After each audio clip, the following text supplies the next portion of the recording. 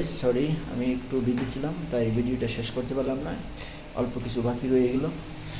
পেঁয়াজটা আমার এখন ভাজা হচ্ছে, গরম হয়ে যাবে। এখন এই ফাঁকে আমি কী করবো, পেঁয়াজটা গরম হওয়ার সাথে সাথে মরিচ এটার সাথে মিক্স করে নিব। যে যে আইটেমগুলো দিব সেই আইটেমগুলো আমি একটু মিক্স করে নেব এই পাতিলেতে। এটা হলো হলুদ, এটা হচ্ছে হলুদ। হলুদ পর্যাপ্ত পরিমাণে 1 চামচ দেবো। বেশি পরিমাণ হলুদ দিলে ওই তরকারিটা আবার ভালো লাগে না, একটু তিতা তিতার টাইম লাগে, কারণ হলুদটা ভালো না। হলুদ ভালো, কিন্তু অতিরিক্ত হলুদ খাওয়াটা ভালো না স্বাস্থ্যের জন্য। এখন আমি এখান থেকে মরিচ দিয়ে দেবো 1 চা চামচ, 1 চামচ ফুল 1 চামচ দেবো। আমি একটু ঝাল বেশি খাই তো, তাই জন্য 1 চামচ বা 1.5 চামচ দিতে পারি। এখন এটা হলো ধনিয়ার ফাঁকি। এটা ধনিয়ার গুঁড়া দিয়ে দেবো ফুল পরিমাণ। ধনিয়ার গুঁড়া দিলে কোনো সমস্যা নেই, পরিমাণ 1 চামচ 1.5 চামচ দিয়ে দেবো। ধনিয়ার গুঁড়ো হয়ে যাচ্ছে, হয়ে গেলো।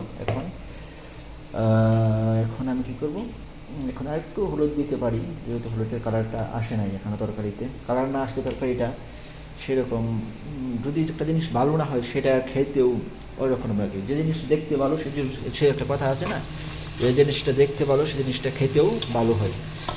তো এখন আমি কী করব, এটা হচ্ছে জিরার পাখি, প্রাণ প্রোডাক্ট। এটা আমার বাংলাদেশেরই প্রোডাক্টটা। আমার বাংলাদেশের প্রোডাক্ট সবই, এখানে মরিচ প্রাণের মরিচ, তারপরে হলুদ প্রাণের, ধনিয়া পাতা প্রাণের, সবই আমার বাংলাদেশের প্রোডাক্ট। খুবই উপকৃত হয়, কারণ আমার বাংলাদেশের জিনিসটা পাচ্ছি, এটাই আমি আনন্দিত বোধ করি। কারণ আমার বাংলাদেশের জিনিস আমার কাছে অনেক প্রিয়, আমার দেশের জিনিস আমার কাছে অনেক প্রিয়, তাই আমি খুব পছন্দ করি, আমার পছন্দের জিনিস। এখন কি করব, এখন এটা হলো জিরার ফাঁকি। এটা হচ্ছে দেখেন প্রাণী কোম্পানি জিরার গুঁড়া, জিরার ফাঁকি। জিরাটা মাছে দেয় নাই, তবে দিতে দেয় না, অনেকেই দেয় নাই, কিন্তু আমি দিচ্ছি এই জন্যই দিব। আমি সব মশলাই, যত আইটেমের গুঁড়ো মশলা আছে একটু অল্প অল্প করে দিই, কারণ আমার এটা যার যে রুচিসম্মত, এটা যার যে ব্যক্তিগত পার্সোনাল ব্যাপার, রুচিসম্মত। এখন আমি কি করব, এখনও এই দিকে পেঁয়াজটা আমার ভাজা হয়ে যাচ্ছে, একটু লাল লাল কালার হয়েছে। এখন আর এর বেশি একটা ভাজবো না। এখন আমি একটু মরিচটার সাথে এখন আমি একটু পানি মিক্স করে নেব, অল্প করে একটু পানি মিক্স করে নেব। অল্প করে পানি মিক্স হয়ে গেছে অলরেডি। দেখেন এটা এভাবে মিক্স করে আমি রেখে দিব।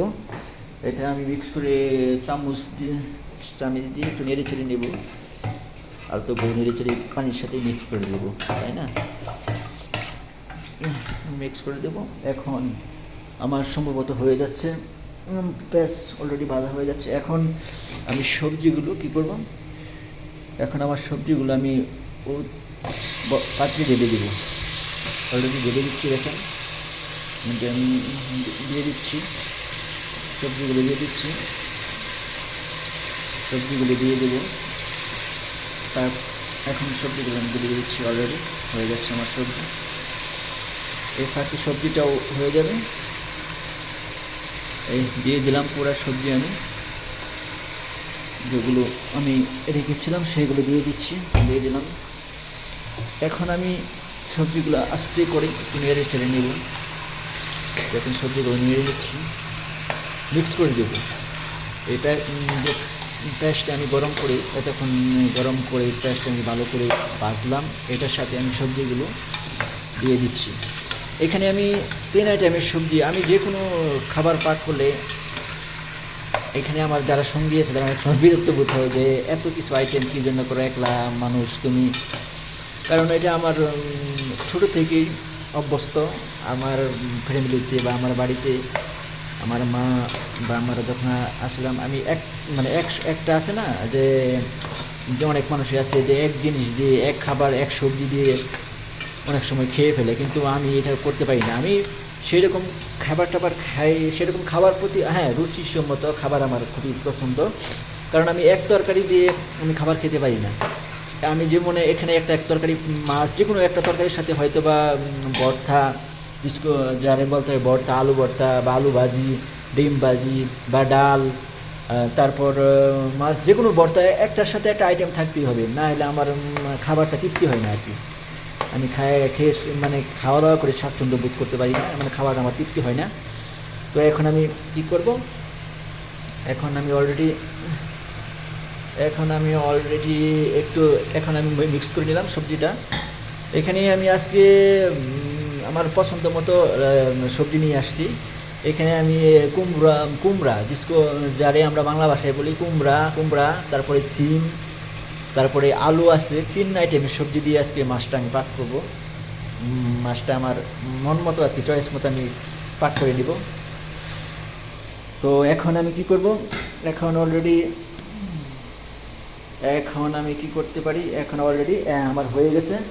এখন সবজিটা আমি আবার ডেকে নিব, মেবি 5 মিনিট 10 মিনিট এভাবে ডেকে রাখবো।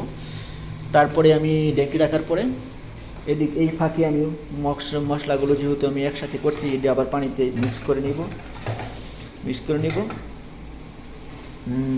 করে নিচ্ছি।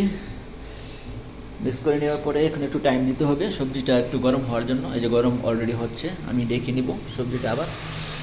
এই দেখেন সবজিটা আমি ডেকে নিচ্ছি। একটু এই ফাঁকে একটু সল্ট দিতে হবে, মানে কি লবণ দিতে হবে। এখন আমি একটু উপরে আস্তে করে লবণ দিয়ে দিচ্ছি, একটু নমক দিয়ে দিচ্ছি, যেটাকে আমরা বলি সল্ট।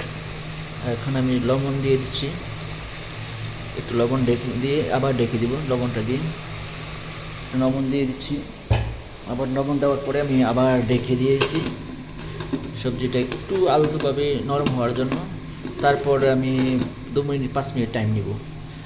5 মিনিটের টাইম নেওয়ার পরে আবার শুরু করব। 5 মিনিট টাইম নিচ্ছি। এখন আমি মাছগুলো আমি একটু দেখতেছি কীরকম ফ্রাই হচ্ছে। মাছটা খুব ভালোভাবে ফ্রাই হয়েছে। একটু কালার, একটু আগুনের তাপমাত্রাটা বেড়ে গেছে, তাই একটু সামান্য কালারটা অন্যরকম হয়ে গেছে। এটা কোনো সমস্যা নেই, এটা যার যে ব্যক্তিগত ইস্যু, সেটা বড় কথা না।